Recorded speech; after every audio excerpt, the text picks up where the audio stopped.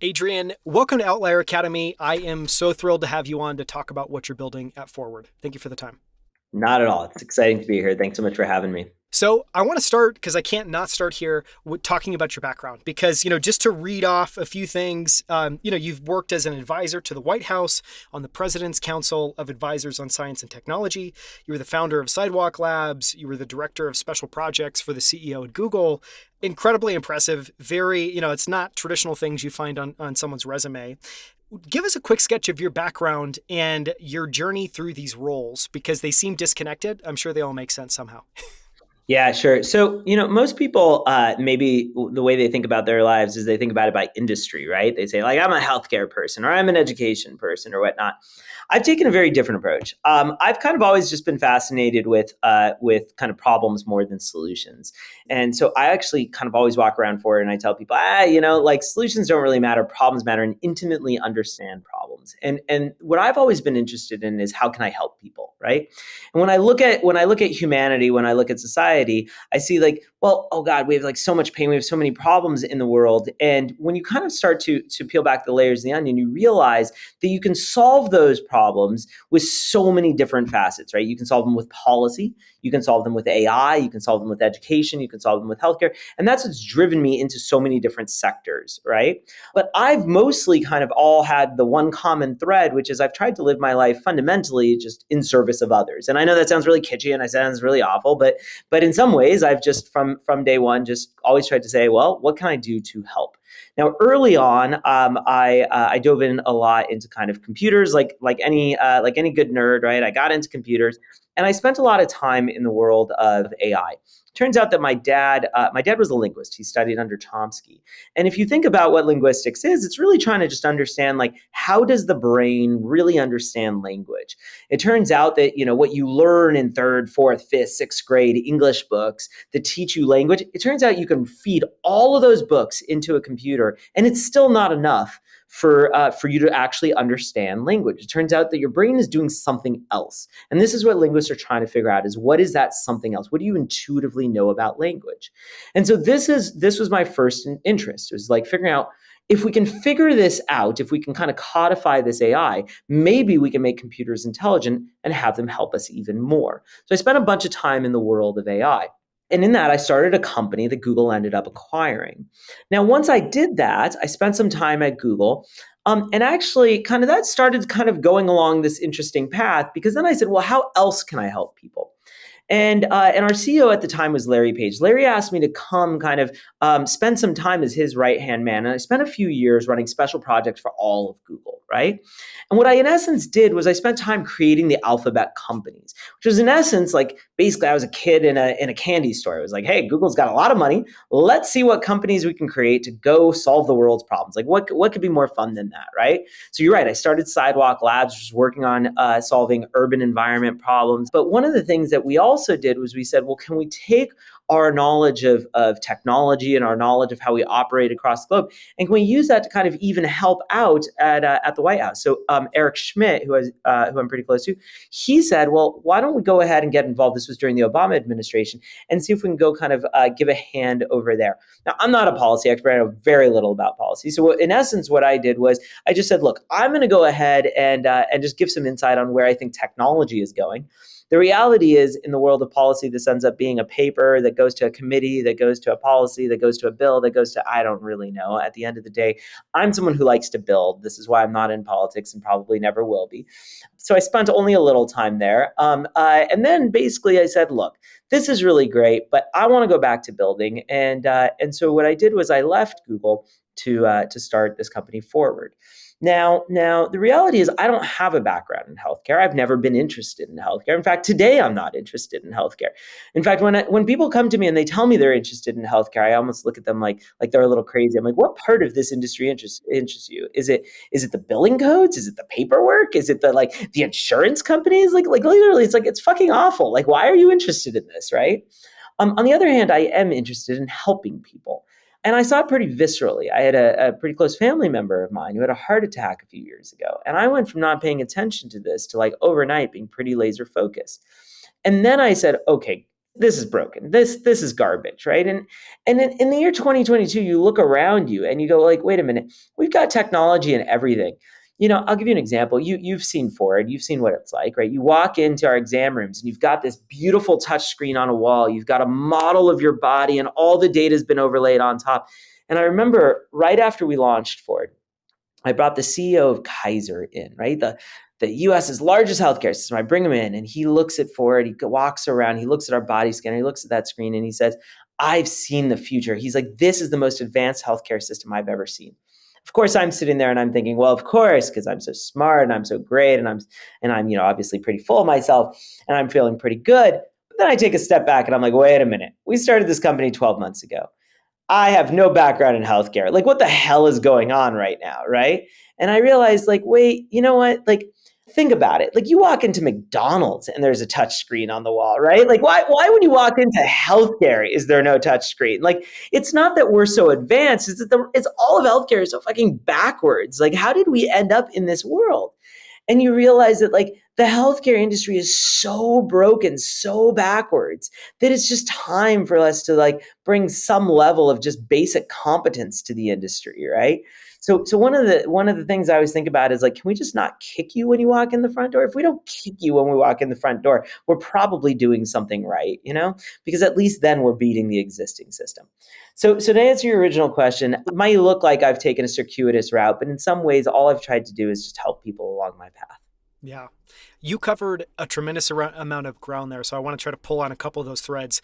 One of the things you said at the beginning that intrigues me is that you're focused on problems and that most people are focused on solutions. What do you think is important about being problem oriented, and why is that not something that's more common? Yeah. So think about how we go through life, right? If one of your friends says, "Hey, I'm leaving my job. I'm going to go start a company." What's the first thing you ask? What are you doing? Right? It's Uber for, I don't know, Uber for kittens. So it's like, okay, well, it's my idea, right? We love our ideas. In fact, think of how often, I don't know, in high school or at your first job, you're like, I spent all weekend, working on my project and I'm going to come and I'm going to present it. And then somebody pokes a hole in your idea. What do? You get all defensive on your idea, but no, you get emotionally attached, right? And so I like to remind people, you are not your idea. I promise you, you're not, right? We have this concept at Ford, which is that we love to beat up ideas. And some people get really uncomfortable with that. They're like, what do you mean you're beating up my idea? Sometimes people come in, we have a meeting type called a jam where we work through problems and we attack ideas. We attack them. And people are like, don't attack my idea. You're attacking me. I'm like, no, I'm not attacking you. I'm attacking the idea. I mean, it makes people really uncomfortable sometimes because we are so trained to believe that ideas matter more than problems. And it's like, no, no, no. So if you go around Forward and you ask people, what is Forward? Nobody is going to say Forward builds doctors' offices. In fact, we don't. That's not what we do. We get healthcare to billions of people. Why? Well, it turns out problems tend not to change and solutions change all the time. And you know this because whatever solution you ship, you're going to ship it, you're going to go look at it, and you're going to be like, okay, this is what I learned. I've got some new data. Now let's ship a new version, a new version, a new version. That's called iteration. So by definition, whatever idea you have, let's just agree it's crap. You just don't know why it's crap yet, right? And so we just took the stance from day one, which is like, let's focus on the problems, not on the solutions. So Forward's goal, our goal is really simple. We want to get healthcare to billions of people. Now, what do we do today? We build doctors' offices and we put doctors in them. Well, you know that healthcare for a billion people doesn't have doctors' offices and doesn't have doctors in it. Our whole goal is to build the world's most scalable healthcare, and we haven't yet figured out how to do it. But we're working along the path to doing so. It's a little like when Elon comes out and says, I'm going to solve climate change. Here's a $140,000 sports car. It's like, well, hold on. What are you doing? It's like, it's okay. That's his Model S. One day he's going to figure out his Model 3. And you know what? The Model 3 isn't going to solve climate change. One day he's going to figure out the Model 1. He just hasn't done it yet, right? And this is okay. Is you should attach yourself to problems, not solutions. But this is really hard for us because we really like to attach ourselves to well-understood concepts. But at Ford, we take a very different stance. We always try to understand what is the problem, and we try to more intimately understand the problem than the solution. Yeah. I love that. I mean, for so many reasons. I think one, at least in my experience, people attach themselves to ideas because they feel like, it's a competition in some regards. My idea is better than yours. And we attach value to this precious, wonderful little thing we spent 30 seconds thinking up in our mind. I love the way you described why orienting around problems is so important. It's fantastically well said. I want to ask one more question. You talked about your experience on the President's Council of Advisors on Science and Technology. And it sounds like you enjoyed it. You maybe learned some things. Obviously, not the place you want to be long term for many well understood reasons. One of the things you said was that you had described and shared your perspective on where technology was going. Can you either one walk us through some of that, if it's easier to kind of talk through your thinking then, or walk us through your current thinking at a high level on where technology is going? I'm curious to get your perspective there. So basically, what I was asked to do, and to be clear, this was a side project. This was not my day job. But what I was asked to do was basically to just say, okay, hey Adrian, what's the future of transportation? Hey Adrian, what's the future of education? Hey Adrian, what's the future of food? And I'm asked this a lot. Frankly, we're asked, we have to go through this in forward all the time. And whenever somebody asks me this, one of the things that I do is I kind of have to, in some ways, come up with like the definitive right answer on something that's like a very long term question. It's an incredibly hard thing to do. It's like, how do you predict technology? And so what I do is I don't try and predict technology. I just try and predict first principles. And so let's just ask ourselves, we can just do this right now. Let's just ask ourselves a really, really simple thing. It's just called a thought experiment. So we can do this at Ford, right? Let's just take healthcare and let's just take things to the limit. So 100 years from now, 1,000 years from now, whatever time frame you want, but at the limit, do you believe that healthcare will cost $1 billion per person or $0 per person? Which do you think? You think $0 per person? Probably zero. Okay. So first thing is we think healthcare is going to get really cheap. Awesome. Okay. Do you think that that healthcare is going to use all the data or none of the data? Probably all the data. So you know what? I think that healthcare is going to trend towards more and more data. Okay, great. Do we think that you're going to see your doctor once a year or you're going to see your doctor once a minute? Probably once a minute. So we believe that healthcare is going to get more and more connected. Okay. Do we believe that healthcare is going to be in one place in a city called a doctor's office, or healthcare is just going to be all around us and just kind of the technology and the fabric and the infrastructure is going to be everywhere? Probably everywhere. Okay, so we believe there's going to be an infrastructure-based world of healthcare. And so we go through these thought experiments. And once we list out a whole bunch of parameters, you can kind of say, well, look, at the limit, this is what healthcare looks like. And you can do this with anything. You can do this with transportation. You can do this with education, et cetera. And look, I can't tell you when. I can't tell you exactly what it's going to look like, but I can kind of give you a rough sketch of where it's going. It's just not that hard. Does that kind of make sense? No, it totally makes sense. I love the way you describe it as well too. I mean, in some regards, it almost feels like a straw man argument of choosing these two polar extremes, but it's incredibly clarifying because it usually tends towards one of those extremes or the other. And I like the way you framed it as at the extremes, at the kind of edge. One last question. That special projects for the CEO role sounds very special. Do you have one of those at Forward? And if not, why not? Well, first off, I don't think we make $60 billion a quarter. So no, but I'll call you when we do. No, look, the reason that Larry and I created that role, frankly, was because Google had a lot of trouble innovating. It's classic, Christensen, innovator's dilemma sort of notion. You see it today. I love Google, so I'm not trying to speak down to anybody there, but let's be real, like point to the innovative things that Google is doing that they haven't purchased. Like, I'm not sure what they are. And there's a reason I'm not there. Now, fundamentally, when you look at a startup like ours, I don't think we need that role. In fact, I think it would be a terrible idea for us to have that role. The entire company is innovating. And if the entire company at Ford today is not innovating, we should all pack up and go home because we're in our infancy. We have not gotten healthcare to 1 billion people. We haven't figured out the roadmap to do that. And so I don't think that's it's one of the things I always say is like, go look for companies that hire their chief innovation officer and short them. The second you see us do anything of that sort, that it's the beginning of the end. Does that kind of give you a sense of it? Yes. No, very well said. So I want to go back to, I want to start to dive into forward a little bit more. And one of the strings I want to pull on maybe to start is you talked about, and it's really simple, really elegant framing, that what you're building at forward is trying to build the most scalable version of healthcare.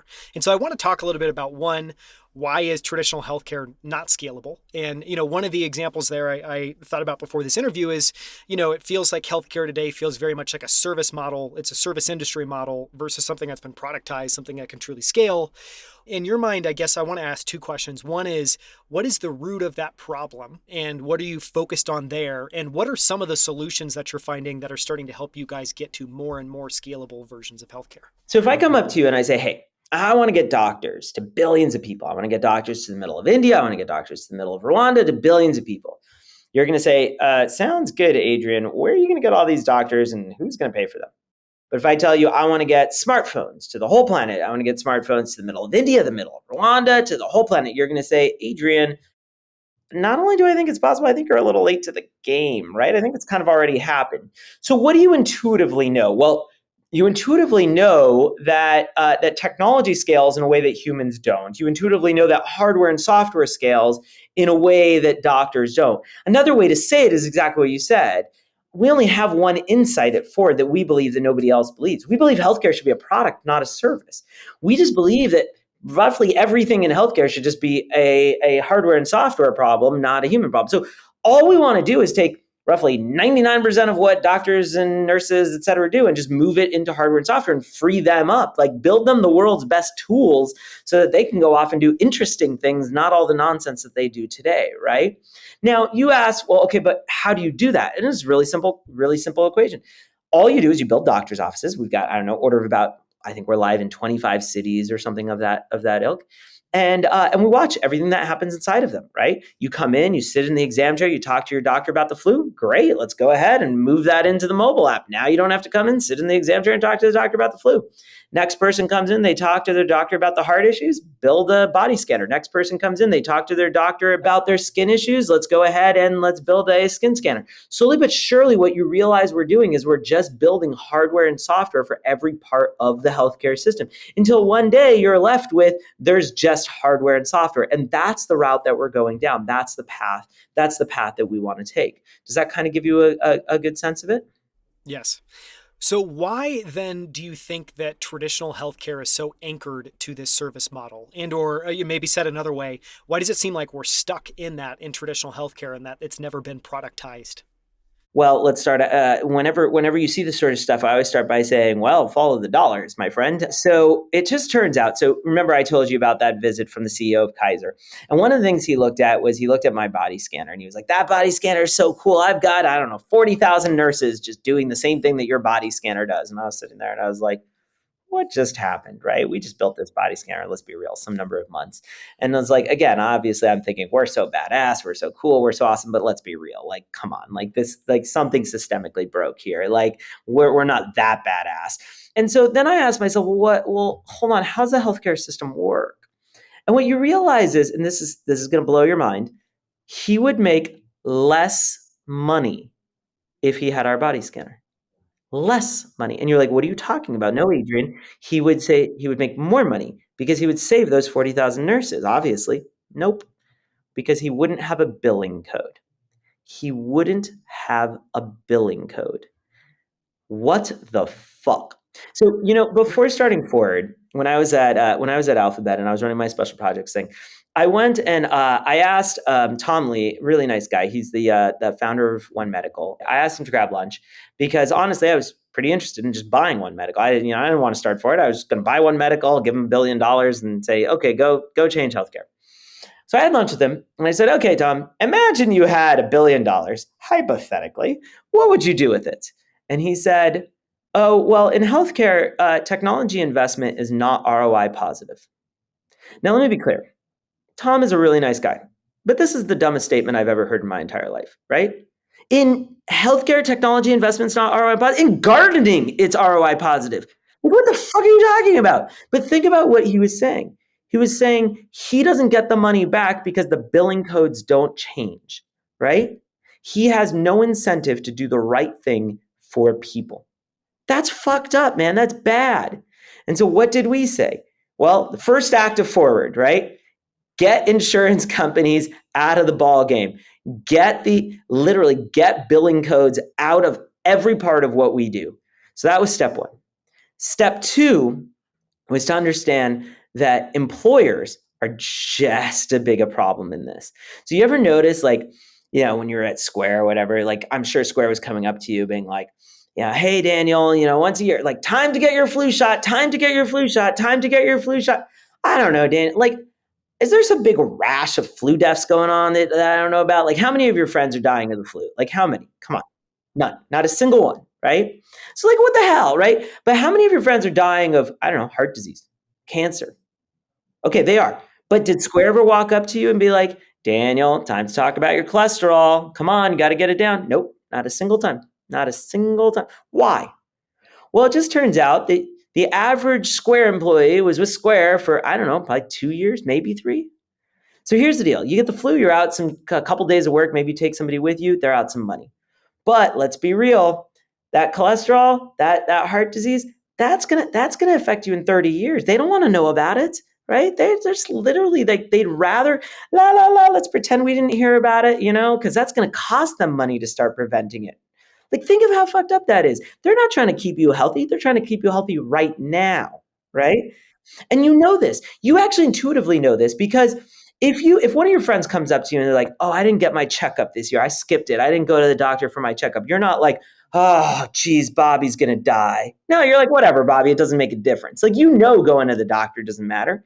In fact, it so viscerally that all your friends are like, "Oh, I'm gonna go read Goop or buy an organic smoothie to like prevent cancer." Like, what the fuck are you talking about? You think an organic smoothie is gonna prevent cancer? Method soap is gonna prevent cancer? That's how desperate we are.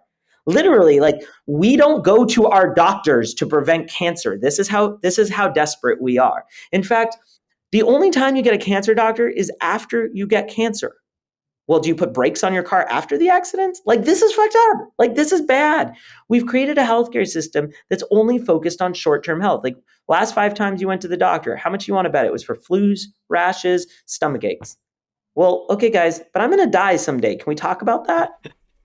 I mean, you covered so much interesting territory there. I want to go back to something that you said at the beginning, which was around getting the health codes out of Forward. Because part of that, I imagine, I want to try to link that approach and that goal with the membership model that you have, because obviously if I was in your shoes, Forward is a membership model, and you kind of answered one of the questions that I hadn't really articulated in my own mind, which is, why does a membership model make sense? And part of it is, one, I won't go into it. There's some wonderful books. One of my favorites is I think it's called, oh God, I'm going to have to think of the title and put it in the show notes, but it's something like Lessons of a Pricing Man or something like that. But it's basically a book all around pricing. One of the, things that you learn is anytime you have a membership, you're just highly incentivized to be able to go and to utilize it. And you want to use it as much as possible. So clearly that maybe is one positive angle, but another is changing it from billing for individual codes to just, no, you're going to sign up for a subscription and we're going to get some revenue for you being a part of Forward, some revenue for you being a part of our network. Talk about the link between the membership model and is that related to getting the billing codes out of Forward? Because I'm guessing it is. Okay. So if your goal is to keep somebody healthy, and the first thing that you say is, I'm going to charge you to use the service. Think of how fucked up that is. Sorry, I don't know how G-rated your podcast is, but clearly I curse too much, so I apologize. But think of how fucked up that is, right? Like, hi, I want to keep you healthy. Step 1, charge you every time you want to engage your doctor. It's like, come on, like they're not even subtle about it, right? Between copays and high deductibles, it's like, come on, guys, like, can you at least pretend? Can you at least lie to me about it? So we just started really basic, which is like, no, we actually want you to use the service, right? But then there's another element that's really important to understand, which is like, think about why they're in that business, why they're in the business of charging you. It's because, again, they can't afford it. They can't afford to keep you healthy. And it's because they're a service. And so it only makes sense to live in a world where you're pushing utilization of your product if it's a technology product, right? It's not like think about it this way. You have health insurance. Why do you have health insurance? Well, I don't know. I might get hit by a bus. I might have to use it a lot. Do you have Gmail insurance? No. but I might send you 1,000 emails today. You don't know. Yeah, but you don't care, right? Because the incremental cost of 1,000 emails is like 0.0001 penny. Like, who cares, right? Google's not like, we're going to charge you more. And so the fundamental insight is like, it only works if the cost of the providing that product or that service is truly roughly zero, right?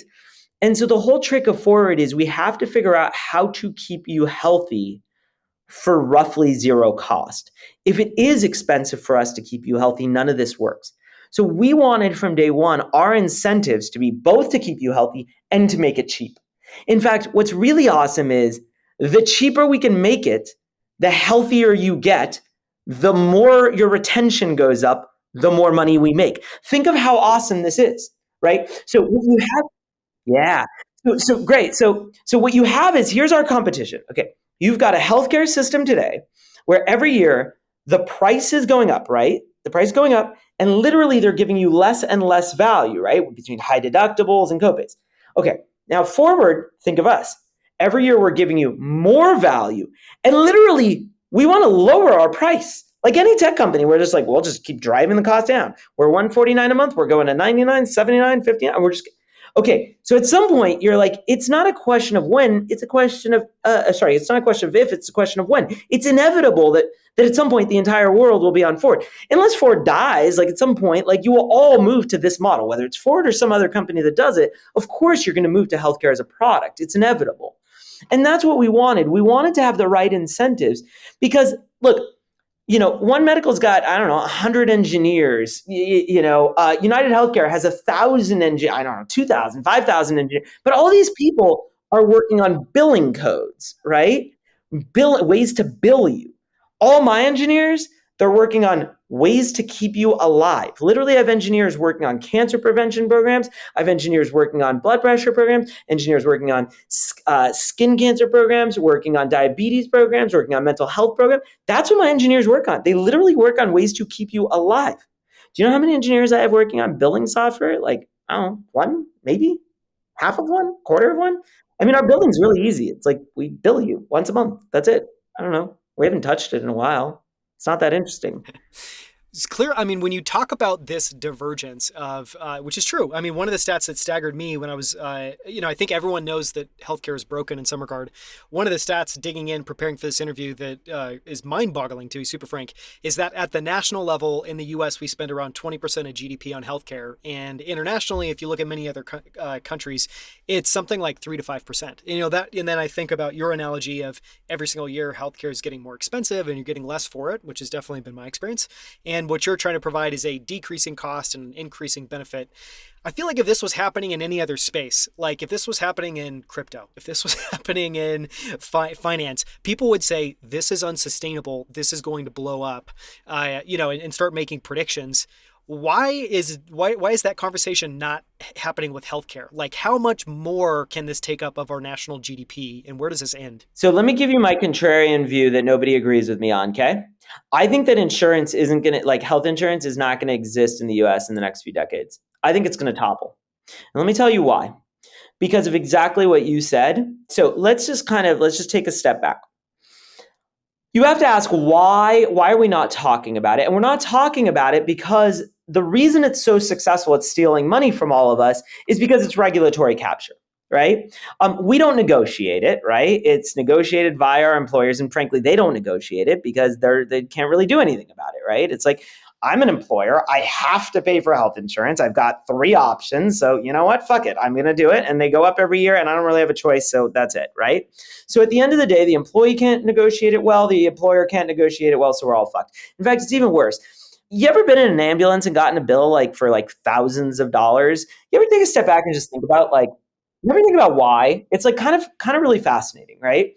So just imagine if Uber ran ambulances. So it's like Uber X, $10, Uber Black, $35, Uber ambulance, $4,000. Like what was that delta? Where did the $3,900 come from, right? And it's like, okay, is an ambulance a $2 million vehicle? No, an ambulance is roughly the same cost as an SUV, right? Like, okay, but the paramedic inside is way more expensive than an SUV driver. No, not really. They're about the same. Well, is the consumables, like are the meds and the cotton balls they gave you really expensive? No, it's about like, I don't know, 10, $20. So like, what the fuck? Where did all this money go? And you quickly realize it's just that like you couldn't negotiate it. And so all of a sudden you realize like all of this is just robbery, right? It's literally just robbery. And so what I iterate to is like, there's no fundamental actual reason for it. There's no first principles reason.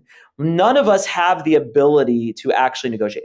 And we all know this. Like we all know, I got a medical bill. I just got totally like, taken and stolen from, in essence. And so at some point, what you realize is we all hate the insurance industry so much that they're pushing their luck. And so if I were the insurance industry, actually what I would do right now is just stop. I just like keep it where it is and just be like 20% is really like I'm literally like, I've got a good deal. I should just not fuck with it. But they're not stopping. In fact, they're not stopping to the point of increasing roughly 6 to 7% year over year. Doesn't sound that bad, except you know what the doubling time of that is? Roughly 11 years, which means in 11 years, it's going to be 40%. Okay, 1 decade from now, it's going to be 40% of GDP. That sounds abstract. So let's say that in another way. 40% of your paycheck. Okay, for you, I'm not that worried. How about the guy at McDonald's? I worry. Okay? That's revolt time. That's riot time. You know what I mean? That's like, this isn't okay. So I actually think what you're going to find is you're going to find a pretty material, like they're opening up their own attack vector, right? Like they're literally, like I tell people, like Forward's marketing opportunity just gets better every year. All I have to do is just do the same exact, even if I just kept my product the same, more and more customers will come to me every year because it's like literally cheaper than using your deductible. It's insane, right? And so yeah, I actually think that what they're doing is incredibly stupid for themselves. And what you're going to find is that we start to push back as consumers much harder in the coming decades. Mm-hmm. Well, I think that makes sense. So count me as maybe one other person that agrees with you on that. The thing that's staggering as well too is not only has that, as you talked about, that's inflated, 6 to 7% year over year. So it's roughly doubling every 11 years, which is staggering. I mean, if this was an investment opportunity, people would be leaping up to invest in this healthcare, kind of profit margin or revenue that's going up every single year. And then you compare that with, has America gotten healthier or has America gotten less healthy? And what you see is America has gotten shockingly less healthy and less well, decade over decade over decade. And so one of the questions I wanted to ask, and this is one of the reasons I was so excited to have you on, is this idea that there's reactive healthcare and then there's proactive kind of health maintenance or proactive health, and they seem very, very, very different. And, so one of the questions I was just curious to ask is, what are you hearing from the average everyday consumer? Because I feel like there's a pretty small percentage of people, I would say generally, that are focused in a real way in their life on health, meaning they're trying to exercise every single day, they're eating well every single day, they're just trying to make good, smart choices. And you talked about some of the silly examples of that, whether it's method soap or an organic smoothie being the difference, which it definitely is not. What are you seeing in terms of like what needs to change about the way people approach health in general, and how do you think you can shape that at Forward? How are you trying to shape that at Forward? So I want to push back a little. You said people are getting less healthy, and I'm not sure that's true. But it's not like we're like, if I use the metric of just like how long are we living as a really naive metric. The lifespan's true, but like diabetes, weight gain, obesity. Yeah, those are going to correlate obviously with the duration that we live. But let me just go kind of a step further, right? Which is like, let's just kind of take a step back. And I want to answer your question, but let me just take a step back. I actually want to take maybe a different posit, which is I'm not sure the healthcare system matters. And by that, what I mean is if you took that 20% of GDP, that entire healthcare system today, and literally just leveled it, just said, close every hospital, close every doctor's office, close everything, I'm not sure it matters. Let me give you a way to think about it. If I look at data going as far back as humanly possible, I go back to like the Bronze Age, the Neolithic Age, right? How long did people live? 30 years? No, it's actually pretty amazing. So infant mortality was pretty high, right? You basically you died on the vine with high probability. If you didn't die on the vine, so there was roughly about a third of kids died on the vine. If you didn't die on the vine, you know how long you lived? 47 years on average. Today, 72 on average. Less than 50% roughly. Okay, now let's compare that to something else. In the Neolithic age, you walked around on literally bare feet, okay? Best in a day, you could walk, 5, 10 miles. A few years later, we created shoes. Actually, about 1,000 years later, we created shoes. Now we could walk 10 or 20 miles. Then we created riverboats. We could get 50 miles. Then what did we do? We learned to tame horses, 50 miles, maybe even 100 miles. Then think of all the advancements. Then we created hot air balloons. We started to get 300 miles. Then we created planes. We started to get hundreds and literally 1,000 miles. We eventually created trains that cross countries. We created space shuttles that took us to the moon. And now we literally are working on SpaceX is trying to take us to Mars. We've gone from 5 miles to 125 million miles, right? It's not we went 50% increase. We went orders upon orders upon orders of magnitude in terms of the distance we can travel. And at the same time, over roughly that same, let's call it about 7,000 year period, we increased our lifespan by, 45, 50%. What it shows you is that the healthcare industry is roughly doing nothing at this point. Really, it's trivial. A global pandemic occurred, and the first thing we said is put a piece of paper over your mouth. That's our solution. We're in the shoes phase. We're nowhere. And so now you have to ask yourself, it's yeah, we can go ahead and debate about what are the incentives and what is this and what is that? But at some point, we don't have the product, right? The product is immature and the product is crap. And so I think in some ways, the number one most important thing is we need the rate of innovation to really fundamentally change.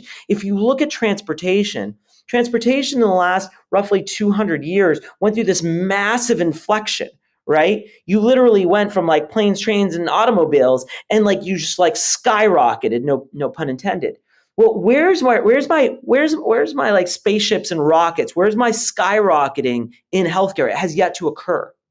And this is what technology brings to bear, right?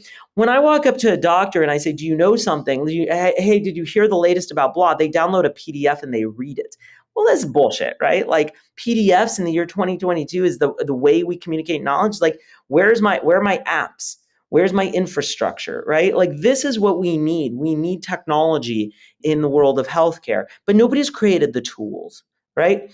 And that's what we want to create it forward, right? We want to create a platform whereby the entire world of healthcare starts working together and the rate of innovation starts going through the roof.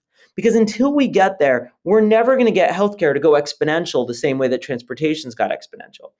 If I came up to you in ancient Greece and said, I'm going to Mexico for a weekend, you'd be like, that's the most absurd thing I've ever said, right? But today, of course, it's that's a common phrase. And in fact, in 10 or 20 years, going to Mars might be of course I'm going to Mars. Sure, why not, right?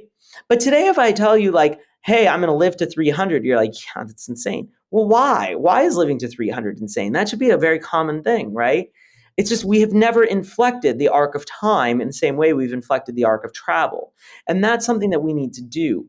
And so I think where we're really missing the boat right now is fundamentally we have yet to create the tools necessary to truly get healthcare to the point that it needs to be at. And that's the part that I'm most excited by, far more than the incentives, far more than the system that we have today. Now, then you said, okay, but what's the difference between the sick care and the healthcare? And I think that's important. But fundamentally, those become the byproduct of having the right product underneath. Today, when you want health care, you buy a smoothie and you go to Peloton. And when you want sick care, you go to Kaiser.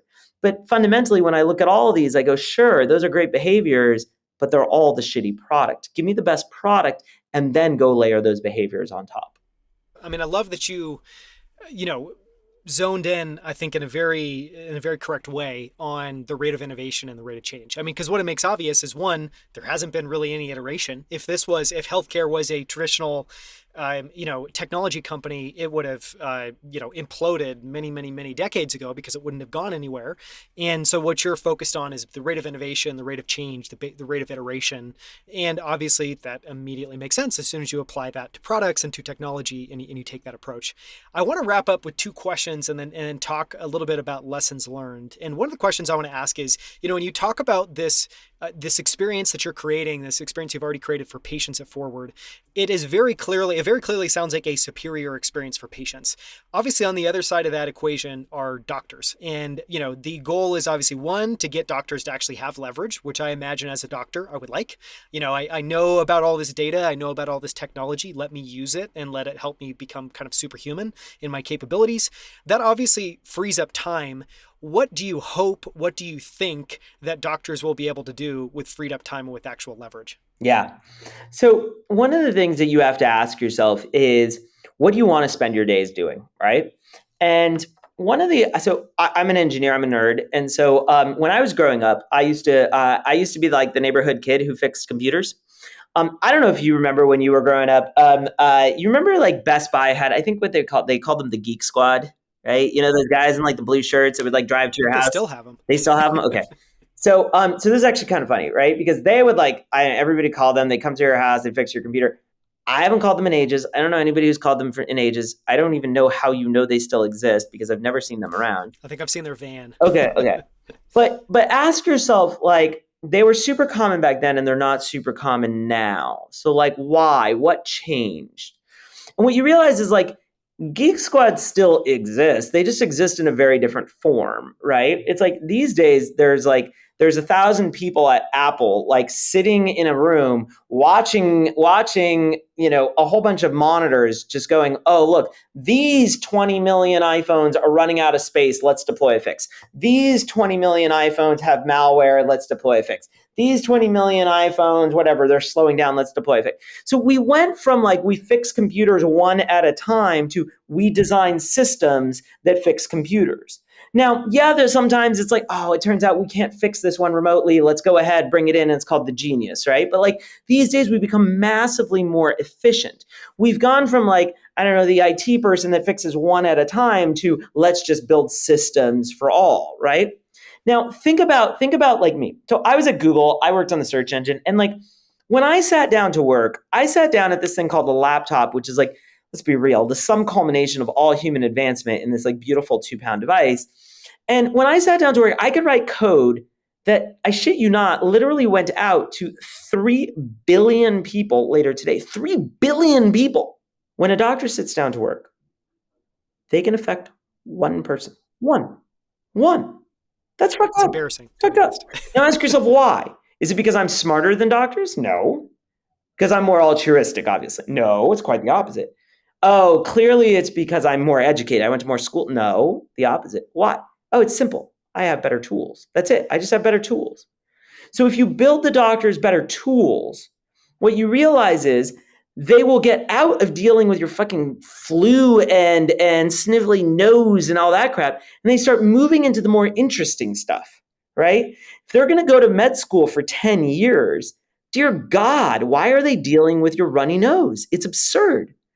Have them deal with cancers, have them deal with heart disease, right?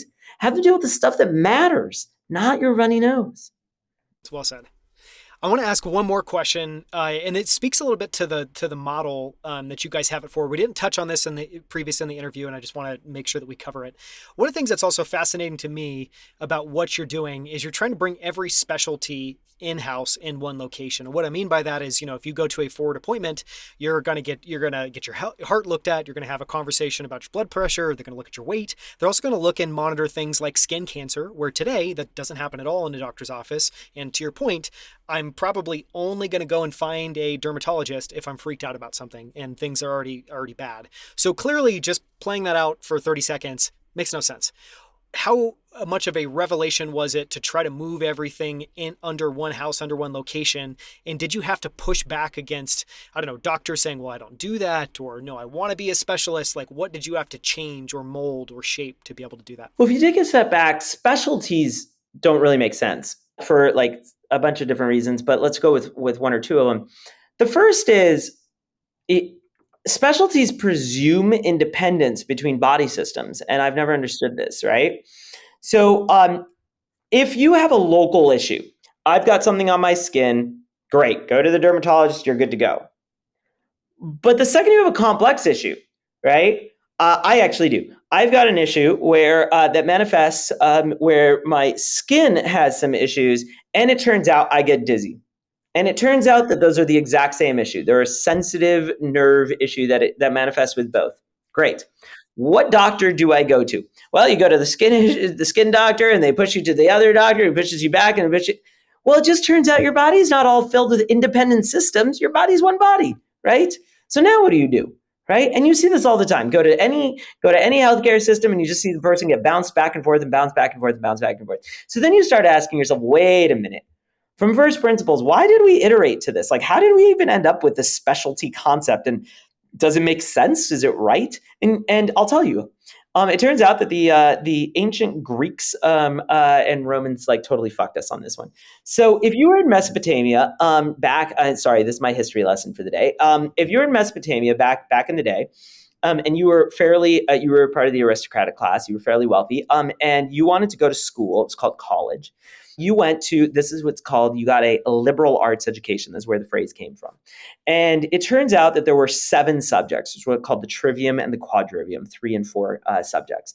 Now, imagine at the time that these subjects, there weren't like a whole bunch of books. So imagine that there were 3 books and 4 books. There were 7 books laid out on a table, and these were the 7 subjects. You read these 7 books, and you were the liberal arts scholar. Then somebody a little later keeps researching, and he's like, but I've got some new knowledge, and I want to go put something on one of these stacks. And remember, there's only 7 subjects. It's like rhetoric and writing and math, etc., right? So they come and they take their body of knowledge and they put it on top of one of these books. Now imagine one of these books is biology. Turns out it wasn't. That one came a few hundred years later, but we'll pretend. So now this biology starts branching out. Human biology. Human biology branches out and eventually becomes whatever, cardiology and nephrology, et cetera. And you start branching into subjects because the human mind isn't good at understanding everything and researching everything. But that's very different than saying that's how the human body works. Just because you can't learn everything, it doesn't mean that's how we operate. And yet, this is the education system that we've created. The education system, frankly, makes no sense. And so the first thing that we realized is exactly what you and I discussed earlier. We've created a healthcare system that practices by solution, not by problem. That's a mistake. So what we realized is you don't actually want a dermatologist and a cardiologist. What you want is to prevent heart attacks. Now, you might prevent heart attacks by changing your diet, by exercising, by whatever it is. You don't want, for example, like you want a cancer prevention app, right? Or cancer prevention problem. Now, how do you prevent cancer? Well, it might be a vaccine. It might be sequencing your DNA. It might be putting sunscreen on. Each of those has different solutions. Do you see how those cross boundaries, those cross domains? You've seen this play out in your life. So before your iPhone, you had a digital camera, you had a Walkman, and you had a Garmin GPS unit. Let's just think of each of those as solutions. Then as soon as you got your iPhone, what they do, they kind of migrated those over. I had the Maps app, the camera app, and the music app. Again, all very solution specific. But then over time, what they do? Well, they kind of realize, like developers realize, yeah, those are solutions. It's more interesting to work on problems. So they started to innovate. And now the most popular apps are, I don't know, TikTok. Well, what is TikTok? Is it the camera app? Is it the music app? Well, it's kind of all of these combined, right? And what you realize is like, we are too attached to the solution, not attached enough to the problem. And so at Ford, from the beginning, we said it makes no sense to presume that all of these things are independent because that's just not how we operate as humans. Very well said. I want to ask 2 final questions. One is, we talked a lot, you just talked a second ago about focusing on problems again and not solutions. So I'm curious if you can share what are the most interesting problems that you're working on now at Forward. And we obviously talked about the meta problem that's probably not going to change, which is creating the world's most scalable healthcare system. But I imagine, again, as we talked about, you're always innovating. I imagine you're working on some interesting problems now. What are some of those problem spaces? Yeah, man, we're working on a lot. One of the biggest things we are working on right now, without giving too much detail away, is there's. I'll give you kind of two problems. The first is how do you expand the reach of Forward? So if you think of healthcare not if you think of healthcare as an infrastructure problem, how do I make it so I can put Forward on every street corner? How do I put Forward all around you? How do I make it so that healthcare truly, truly is everywhere that you want to be? This is a really hard problem, right? Today, Kaiser is 75 years old and has 700 locations. But what if I told you that I wanted Forward to have 7,000 locations? What would that look like? And how do you even think about it? That's the first hard problem. And the second one that we're spending a lot of time thinking about is what you and I talked about earlier, which is how do we increase the rate of innovation in healthcare, right? So I was looking. I think the ICD-10, which is the billing code system, which I hate, but it's one of the only It's got a places. wonderful name. Yeah, yeah, it's true. It's one of the only places where I could find somebody that just gives me a list of diagnoses outside of like the DSM, which is just mental disorders. So the ICD-10 has, I think, order of 14,000 like diagnoses codes. Okay, so you go up to any doctor if they know like 14,000 diagnoses off the top of their head, it'd blow my mind, right? So now you have to ask yourself, like, okay, now imagine you wanted to create the world's best solution for 14,000 issues, right? By the way, that's, as you said, 14,000 sick care issues. There's no health care issues, right? There's no run a faster marathon in there. There's no become more empathetic in there. Like, obviously we're just barely scratching the surface. But now ask yourself, even if you started with the most basic, most trivial, like definition of these issues, which is 14,000, I think there should be 140,000, but let's start with 14,000. How do I get to a world where we have defined the world's most perfect solution for those 14,000 issues, right? Most healthcare systems today, they sit around and they say, well, how am I going to define the solution for 10 issues? How am I going to do my breast cancer, my heart disease, my skin cancer? And it very quickly starts to trail off after your first 5 or 10. But that's not the world we live in, right? The world we live in is the internet has millions and billions of websites, right? Your phone has millions of apps. Like, how do we get to that world? And that doesn't exist in the world of healthcare today. Now, how do we get to a world where not only have we defined those, but we're innovating on them so rapidly that we become best in class in all of them immediately, right? Or overnight. That's what we're thinking about, right? The trick is we don't believe at Forward that we're going to have the answers to all these, but we believe that we might be able to power a world where if all of us come together across society, we can come to the best answers for all these. Yeah, I feel like I've heard that second problem where basically what you're saying is you want to approach it systematically. You want to be able to address, like a truly massive scale of symptoms and of problems and of data. It's almost like building the machine that builds the machine. And so you're working on that aspect of building Forward, which is really interesting. The last question I want to ask, and thank you so much for the time. I could ask you 1,000 other questions. It's been a fascinating conversation. But if I had to ask just one more question, I would love to talk for a second about Forward's culture. You talked at the beginning about problem orientation. That seems like a fascinating pillar of a company, of a culture. And you talked about one of the ways that happens at Forward, which is in these jam sessions where you beat up on ideas and you focus everybody on the problem and kind of reorient everybody. I'm sure it's probably painful for new people that join Forward. What are there other aspects of Forward that are interesting and that are similarly diametrically opposed to how most companies are run or how most people think about approaching stuff? Yeah, so those aren't the ones that truly matter. Those are things we do. But I'm going to tell you, there's only one thing that truly, truly, truly matters, which is we are at Forward for the mission. And when I say that, there's a lot of companies that say we're mission-oriented companies. We're not a mission-oriented company. I want to be super clear.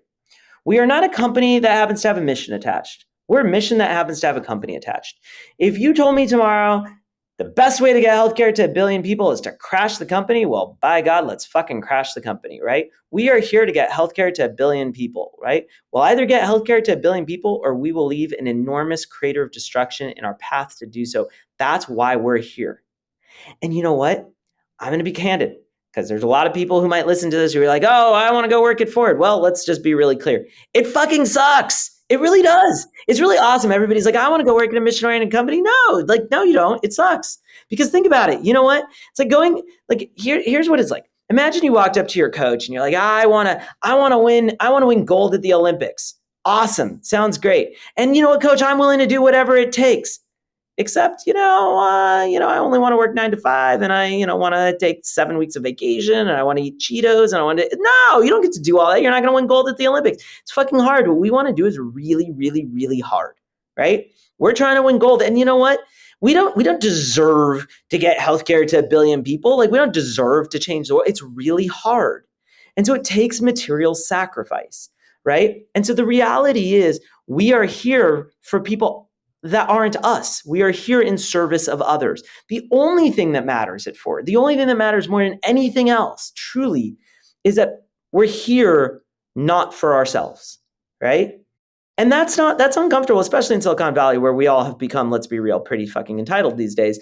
But the reality is, like, we're not here because we care about the IPO. We're not here because we care about our careers. We're not here because we care about our, this, that, and the other. We're here because the truth is, there's actual people with real problems. There's kids dying in Rwanda and India. And I know that sounds really kitschy, but it's real. And you and I don't have trouble putting food on the table, right? And so that's why we're here. That everything we do is in service of that. So when you say, why do you focus on the problem rather than the solution? It's in service of that. Why do you focus on beating up the ideas? Well, it's in service of that. Everything we do is in service of our mission. That's it. That's all I care about. Super well said. I mean, it makes me think of the military. It makes me think of, like competing in a sport at the highest levels. All of it requires an enormous amount of skin in the game, enormous sacrifice, and it's very painful to get there. And the wonderful things are just byproducts of all the hard work and all the pain and all the suffering. So I, love that you shared that in the very unvarnished way that you did. Thank you so much for coming on, Adrian. This has been fascinating. And I hope that people listen, obviously have learned about your unique approach to building forward. And I hope that people listening try. If you have a forward in your city, go and look at it, give it a try. I think you'll be really impressed and really fascinated. Thank you for the time, Adrian. Not at all. It's a pleasure, man.